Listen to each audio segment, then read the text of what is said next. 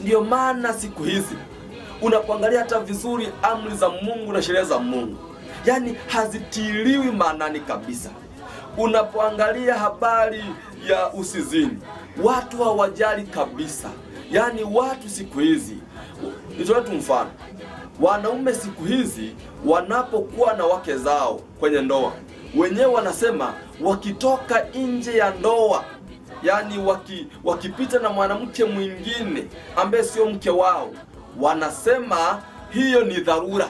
Yani amri ya usizini imeweza kuhafifishwa tena, yani haina makali. Yani wanasema wenyewe ni kawaida, ni dharura tu, ni emergency. Sikiliza, siku hizi kuheshimu wazazi, yani ni kitu ambacho hakipo kabisa.